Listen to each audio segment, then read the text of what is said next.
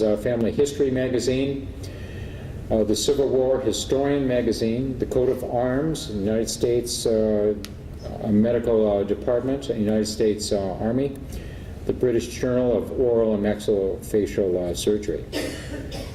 He has also written numerous book reviews, ladies and gentlemen, over 70 published, that have appeared in the Civil War Book Review, a specific journal designed for review of those monographs, and the Journal of Civil War Medicine.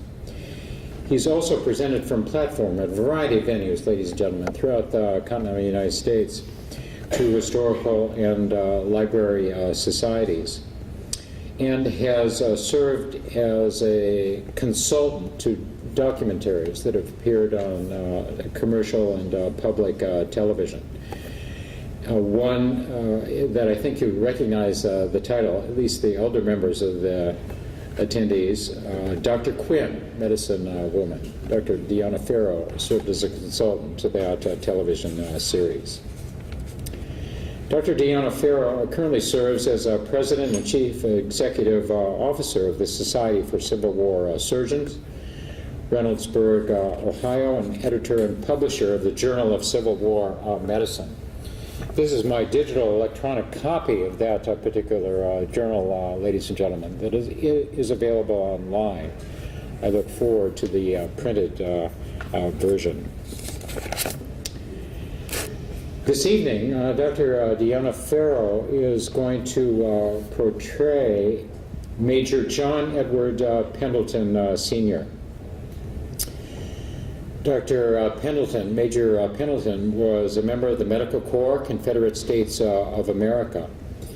He was assigned to the 9th Regiment, the 1st Kentucky Brigade, which as the war evolved, emerged as what is referred to as the Orphan Brigade, as multiple regiments were consolidated.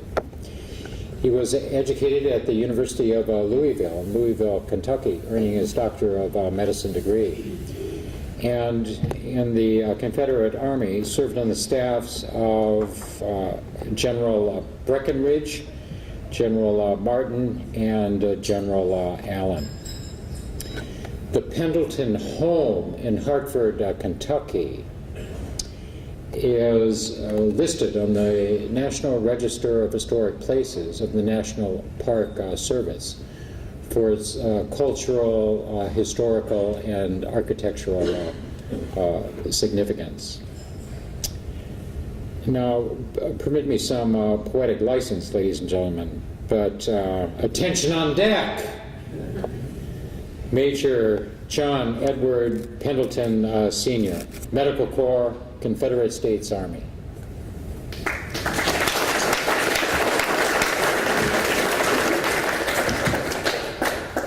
Thank you, Doctor. I think he left me my anesthesia administrator. Well, it is an honor for me to be here. As I've mentioned to several of you as you were coming in and we met, this is my first time in this part of the country. I've never been to Alabama, much less Mobile.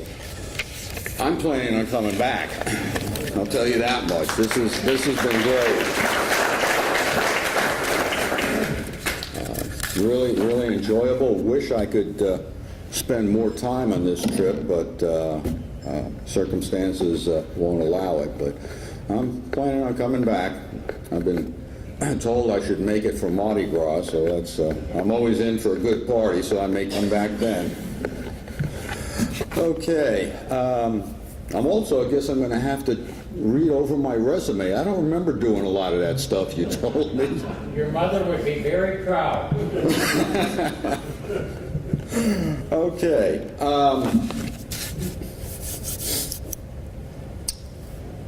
The Civil War, the War of Northern Aggression, the War for Southern Independence, whatever you want to call it, was the first modern war and resulted in the highest number of U.S. casualties per capita of any of our wars as over 624,000 men were killed, which is about 6.1 million in today's population.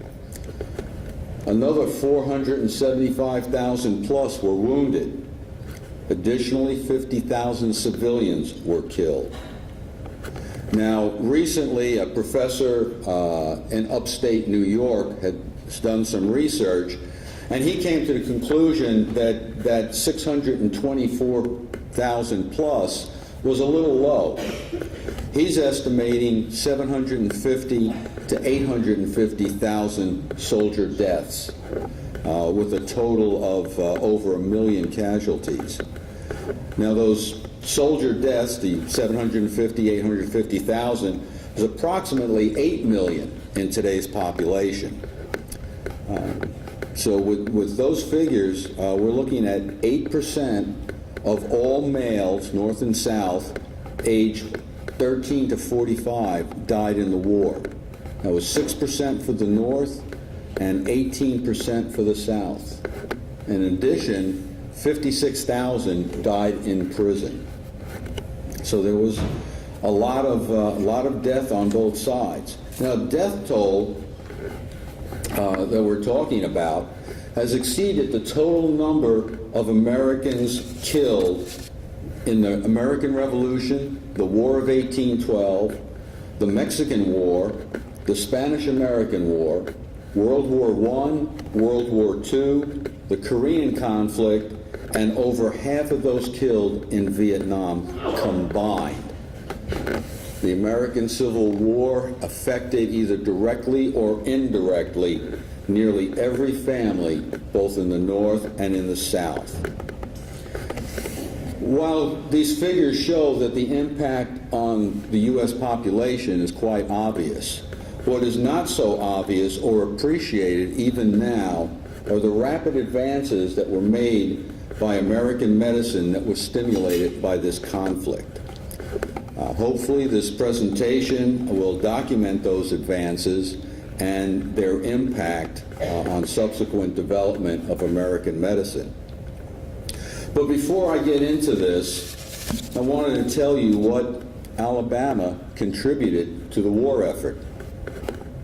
She contributed 55 regiments of infantry, 11 battalions of infantry, 5 regiments of cavalry, 3 regiments of partisan rangers, 16 batteries of light artillery. Alabama's free population in 1860 was 529,121 souls. Of that, 23% of the population, or 122,000 Alabamians, served in the Confederate Army. 25% of those, or 30,000, died. 15% from disease, 10% died in battle. 30,000 were disabled, and they left 20,000 widows and 60,000 orphans in their wake. So Alabama suffered quite a bit in the war. And there's just some of the statistics that we've gone over. Okay.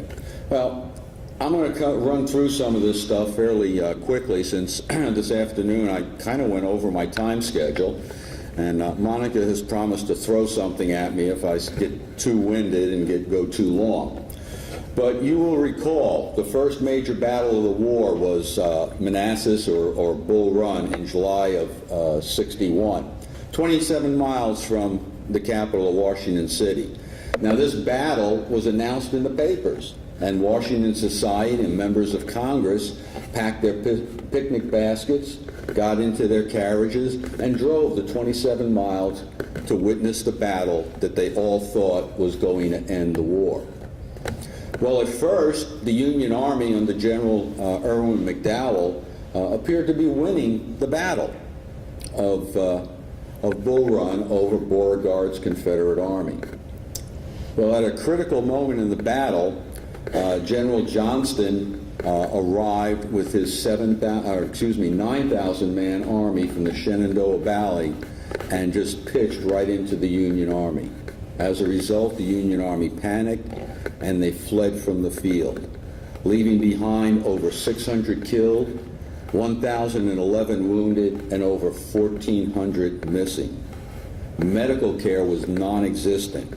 There was no organized evacuation of the wounded, and no hospitals were available to handle the multitude of casualties.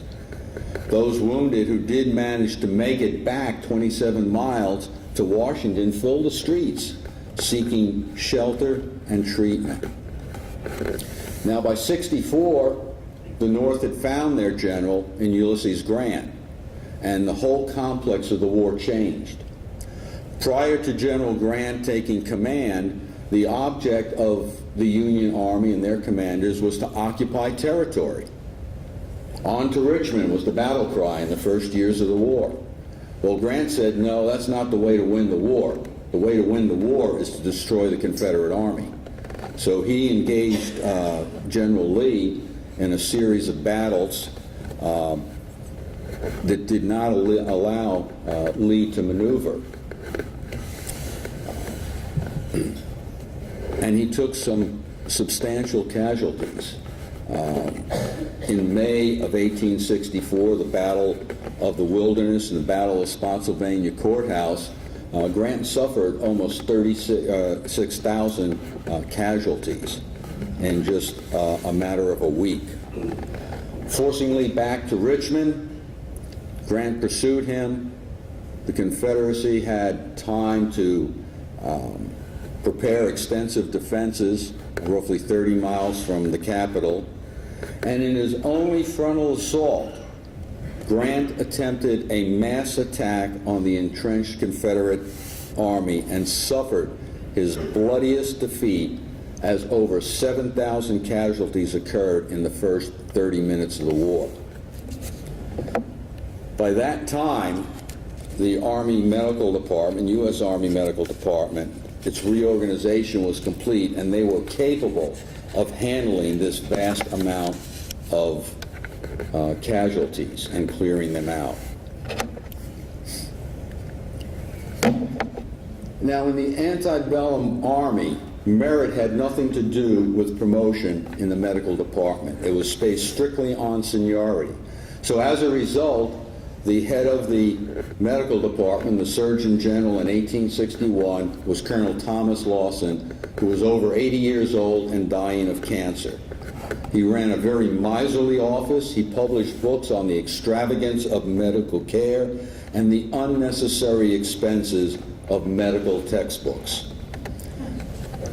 After the start of the war, half of the medical officers resigned to join the Confederate Army, with the result that the Union Army started the war with only 98 medical officers, including the Surgeon General. Now, in the beginning, particularly the Union Army had big problems with hygiene. It was virtually non-existent. Soldiers were getting sick. They were dying from diseases that we think nothing of today. Measles, chickenpox. Soldiers were dying by the carload from these diseases. And as a result of this, there was a public outcry. And a sanitary commission, a civilian organization, was formed to look after the needs and the interests of the volunteer army. And this commission had some very distinguished civilians on it, and we'll talk about one or two of them later. Now, in the beginning, the Sanitary Commission attempted to sting the morbid-bound medical department into action. They asked for the replacement of the Surgeon General, and they lobbied Congress and the President for a corps of medical inspectors. The Commission stated at this time they were not accusing the medical department of misfeasance or malfeasance, but of nonfeasance, because they did nothing at all. Well, fortunately, through their agitation, if you want, a competent Surgeon General, William Alexander Hammond, was appointed in April of '62. Now, Dr. Hammond had been in the Army prior to the start of the war, been in for about 12 years, but he resigned his commission to accept a professorship at the University of Maryland's School of Medicine. But when the war started, he again volunteered his services, but he had lost all his seniority. But despite this, and with the backing of the Sanitary Commission, he was appointed Surgeon General, much to the chagrin of many of the older doctors who had more seniority and felt that they should have been Surgeon General. But Hammond was very progressive for his time. He insisted that detailed medical records be kept. He initiated the Army Medical Museum and proposed a military medical school. He appointed an outstanding director for the Army of the Potomac, Dr. Jonathan Letterman. And in a series of reforms which we'll present shortly, the U.S. Medical Department became the model for all United States conflicts up to and including the current conflict in Afghanistan. Now, we talked a little briefly about Bull Run. Well, at this first battle of Bull Run, the chief medical officer of the Army of the Potomac was responsible to his general. He had no authority over the vast number of volunteer physicians who were appointed by the governors of their state and responsible only to the regimental commanders. As a result, discipline was such that many regimental surgeons refused to treat anybody except their own wounded. The competence of the medical office, particularly the surgeons, at the beginning of the war was highly questionable. Most of them had no surgical experience. They did not teach surgery in medical school. Somebody afterwards, please ask me how you became a doctor back then.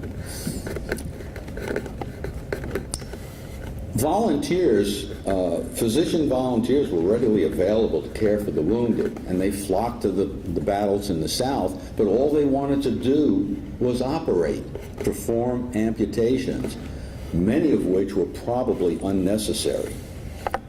Well, following the Battle of Gettysburg in July of '63, in which we're coming up with the 150th anniversary here in about a month or so, volunteer civilian surgeons were recruited, were certified, and paid to supplement the medical officers. They were known as contract surgeons or acting assistant surgeons. By the end of the war, 13,000 physicians served in the field and general hospitals of the North. Full surgeons in the Union Army held the rank of major and were paid $169 a month.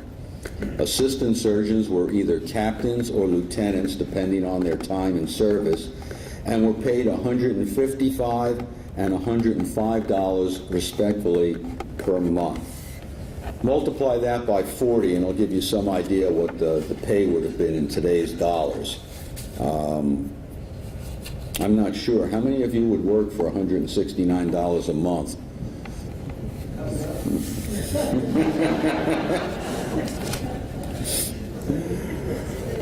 Okay, nurses. In the beginning, men from the ranks attended in the hospitals and performed the nursing duties. Now, these men consisted of those soldiers that had sufficiently recovered from their illness or their wound and could provide the service, or those soldiers who had been detailed from their regiments to work in the hospitals. Now, those detailed were incompetents, they were malingerers, and they were readily and gratefully spared from the regiment by their commanders. Needless to say, order, discipline, and hygiene were completely lacking. And except during the late stages of the Crimean War, which only ended about 4 years before the late unpleasantness started, there had been no precedent for the use of female nurses. It was not considered proper for a lady at that time to tend to a male who was not their relative. It was just unheard of. But competent help was desperately needed. As a result, Dorothea Dix, who had worked to reform insane asylums, volunteered in April of 1861 to recruit help and was appointed superintendent of female nurses. Now, at first she appointed all nurses, but later the Surgeon General was allowed to appoint nurses as well, since Dix's screening appointments only would hire non-attractive, mature women, thus ensuring constant shortage of nurses. Ladies, I will tell you right now, none of you would have qualified as one of Dragon Dix's nurses. You're all too good looking. Well, these women came full of idealism from civilian life and generally wished to function independently. As a result, they were often in conflict with the doctors, and in some cases justifiably so. In contrast, it was found that nuns worked especially well since they had been trained in obedience and cooperated with the surgeons. They were first used in the West because Dix, recruiting in the East, was opposed to Catholics. Some of the orders included the Sisters of Charity, the Sisters of Mercy, the Sisters of St. Joseph, and the Sisters of the Holy Cross. This represented the introduction of the Catholic orders in America into the hospital business. Now, as you can well imagine, the feminine touch revolutionized the care of the sick and the wounded. Women were strong morale builders, and as a rule, had far more empathy and consideration for the wounded than their male counterparts. They cleaned up the hospitals. They made life miserable for those physicians they thought lax or incompetent. Nothing's changed in 150 years. These women's efforts were confined primarily to one of the other Union nurses, Clara Barton, served on such battlefields as Second Bull Run, Antietam, Fredericksburg, among others, and she later went on after the war to found the American Red Cross. Now, in the beginning, the ambulances that were being used were totally unsatisfactory. They were poorly constructed, two-wheel type that readily broke down.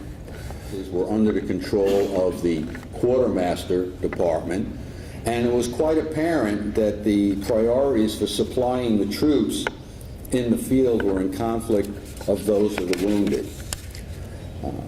Fortunately, by the time of Cold Harbor in 1864, the ambulance system had been reorganized, thanks mainly in part to the constant agitation of Dr. Henry Bowditch of Boston. Dr. Bowditch was a member of the Sanitary Commission. He had lost his son in the 1862 Peninsula Campaign. His son was wounded. He laid on the field for days and finally died because of the unavailability of ambulances. Finally, in March 1864, Congress passed the ambulance bill. Quartermaster Department still had control of the ambulances, but their use for anything other than for the medical department was strictly prohibited. Four-wheeled ambulances, such as shown here, with professional drivers, were ready to evacuate the wounded from the aid station on the battlefield to the field hospitals by the time Grant started his major campaigns in 1864.